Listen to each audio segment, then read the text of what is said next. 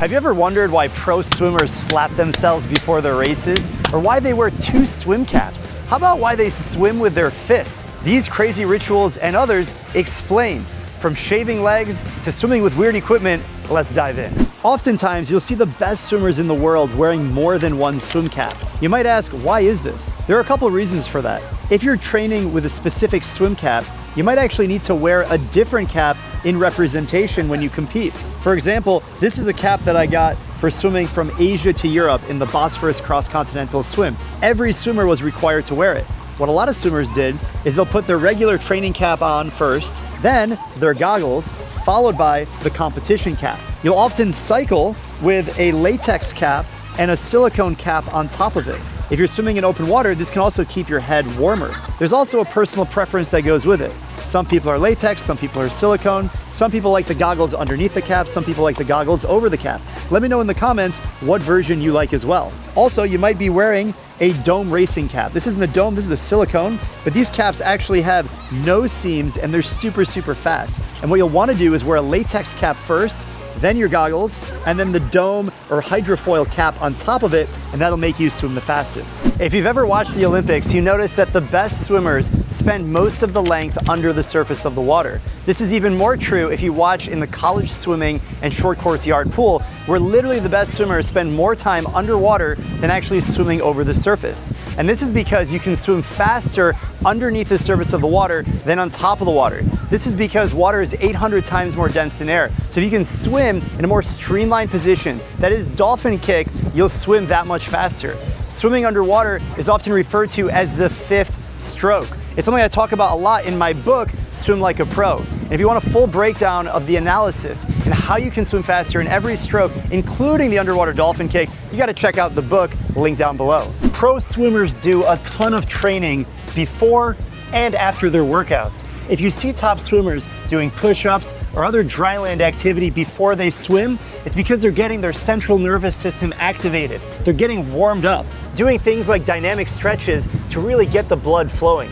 You don't want to dive into the water cold. Instead, you want to make sure you're warming up your shoulders, your joints, getting that flexibility and blood flow moving, so that way when you swim, you're that much more prepared for performance. These dynamic stretches really get the blood flowing, and it's also a great way to stay activated if you're at a competition and you don't have a lot of room to warm up. You might not have the luxury of swimming in your own lane before a race. So what you can do is you can get the blood flowing by doing some simple arm swims like this, or some jumping jacks to get the heart rate going, and that'll shorten the amount of warm up you actually need to do in the water. You may see people kicking vertically. Now, vertical kicking is a great way to develop not only leg strength, but good balance in the water. And you'll see a lot of top swimmers doing this, not just in a workout, whether they're doing it flutter kick, breaststroke kick, egg beater kick, whatever it may be. It's not only strengthening the kick, but when you go to a competition, it might be the only way that you can actually warm up. Now, vertical kicking is just one skill of many in my new book, 101 Ways to Swim Faster. So if you're looking for some tips and tricks to level up your swimming, make sure you check out the book, link down below.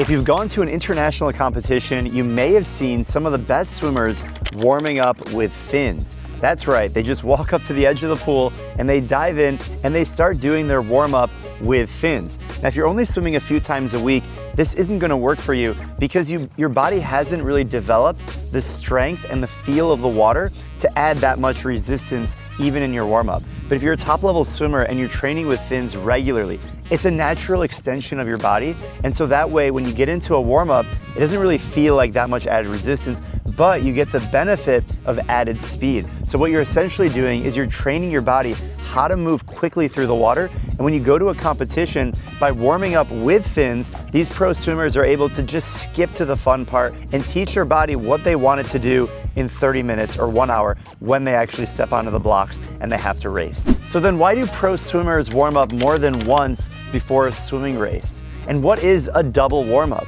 A double warm-up simply means you're gonna warm up multiple times, maybe it's a triple warm-up, before your actual swimming competition race. And what that means in simple terms is if your race is at 10 o'clock in the morning, you'll do your first warm-up maybe at 7:30 or 8 a.m. Then you'll do another warm-up 30 minutes or 45 minutes before the start of your actual race. And maybe if you're racing at 10, some swimmers like to warm up just 10 to 15 minutes before the race. And the reason why you break apart your warm-up into multiple pieces is because you really want to get your body and your mind activated in a specific pattern. But why do pro swimmers slap themselves? We see it time and time again, whether it's a behind the scenes at the Ready Room, at the Olympics, the World Championships, or your local Parks and Recreation swim meet. We see swimmers slapping themselves on their head, their face, their chest. It is absolutely insane. And if you don't know what you're looking at, it can seem a little scary as to why these swimmers are literally beating themselves up before the competition. Now, some of this is actually just habit. You see other people doing it, you start doing it, and next thing you know, it's just a part of your normal ritual and routine before you step up onto the diving blocks. But there is some method to the madness, literally, because when you slap yourself, you're waking yourself up. And this is really a variance from swimmer to swimmer. Some swimmers are cool, calm, and collected. They don't hit themselves at all. They just sit there. They look like they're about to sleep, but everything's happening between their ears. Their mind is firing and they're pumping themselves up. Other swimmers need a little bit of a boost, and whether it's taking a little bit of caffeine, slapping yourself is one way to do it. I remember one of the best swimmers in the world, Cesar Cielo from Brazil, he would beat himself up like crazy, smacking his chest, and he did that before breaking the world record in the 50 freestyle. So if the fastest man in the world is doing it, maybe there's something there. Let me know what you guys think down below in the comments. Why do pro swimmers swim with socks? No, not these socks, but these socks or other pieces of resistance. And that's because when you get to a certain level of swimming and you've already built your feel of the water, now it's time to take it to the next level.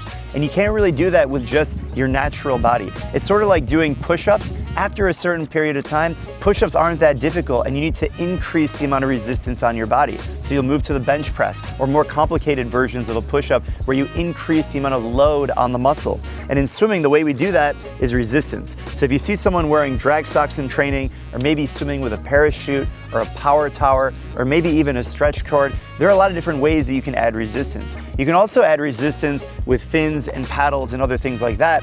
Those will normally make you faster. They increase your propulsion by making your foot longer or your hand bigger in the case of a paddle. But when you have these resistance drag socks, it's actually going to slow you down. It's going to increase the resistance when you put these things on your feet. When you're kicking and a pro swimmer is kicking or swimming, you're going to increase that resistance, which means you're going to put more stress on the muscle. And then when you take those off, you're going to have a lot more tempo, speed, agility. And when it comes to competition and you look at a pro swimmer, they are the best in the world at being able to increase their propulsion compared to everyone else. And that's why they're swimming so much faster. Do all pro swimmers shave? Yes. The answer is yes. Men and women shave at the highest level. This is common in triathlon and cycling as well. And the reason might actually surprise you. Swimmers shave not just because they want to feel slim and slender in the water. It actually reactivates your nervous system because you have a new feel of the water. So yes, you feel faster, yes, you're reducing drag by just a little bit, but I would argue this is actually only part of the equation. Because if you want to swim really fast, you need to have this mind-body connection in the water. And when you shave, it's like you have a new skin. You feel alive. You actually feel cold, especially as a guy with a little bit more hair. When you dive in the water for the first time after having a clean shave on your chest and your legs, you just feel amazing. You feel like a different person, and that alone can make you swim faster because you feel faster. Yes, you're gonna get the hydrodynamic effect. Now, what you don't wanna do, and what a lot of pro swimmers do not do, they don't shave down every single day. They're not shaving their entire body every week or even every month. Normally, you're gonna shave this special experience because it is a lot of work actually, but you're gonna shave that special feeling before a big competition. So a lot of the top swimmers are only going to shave their entire body a couple of times per year, maybe 3 times per year max, maybe 4 times per year if you have a few different cycles. And the really, really good pros like the Michael Phelpses of the world, they're only shaving once or twice per cycle, and that cycle could be a full year. And you know what's crazy is sometimes the best swimmers in the world swim with fists. That's right, they're actually decreasing the size of their hand. It's a drill, and it's one of the best drills for swimming. In fact, if you haven't seen a video, a tier list of the best swimming drills, I put fist drill as an S tier because it really is one of the best ways to improve your feel of the water. So here's how it works. When you decrease the size of your hand, it actually forces you to really work on this early vertical forearm because you lose the surface area of your hand and it makes you really focus on pulling water with your forearm. And pulling water with your forearm is how you move the most water, because you're trying to increase that surface area. The next progression of going from a fist is simply adding a finger. This is another drill. You can add multiple fingers in progression, and you work your way up to having a full hand.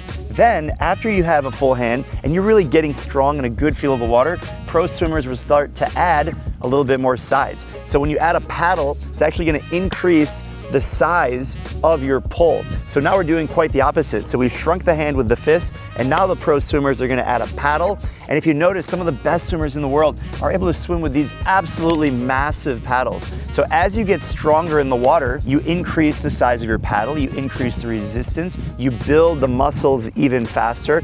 And really a big misconception is that if you're a really strong person, you can wear a really big paddle. That's not actually true. You have to be strong in the water. These are very swimming specific muscles. If you take a bodybuilder in the weight room, they're not going to be able to wear the biggest size paddle because they haven't developed that strength inside of the water. That's why it's really important that you develop your technique first, you build a fist, and then you work from the fist drill all the way up to a bigger hand. Now, if you're looking for other drills like this, you got to check out the My Swim Pro app, because we've developed hundreds and hundreds of drills organized by different stroke. So download the app, get your drills going, and start swimming smarter. The best pro swimmers listen to their coaches. They surround themselves with people who can help them excel not only in the pool, but also in life. Having a positive environment is what's going to separate the best from the very best. And so whether it's a coach, sports medicine, nutrition, dry land and strength, having a supportive family, friends, and being in a high performance environment where everyone is trying to level up, this is what's required to be a pro swimmer. And this is one of the biggest differentiators that I see, not only in swimming, but in life in general. And so if you're not really satisfied with your current results, if you're not in a position where you feel like you're progressing, you need to take a look around you. Who are you surrounding yourself with? Because that is really one of the biggest indicators of where you'll go. Because if you're not happy with the group that you're around, then it's probably not going to be the best for what the goals that you have for yourself in the future. And if you're swimming by yourself and you're alone and you don't have a coach, that's why we developed the My Swim Pro app.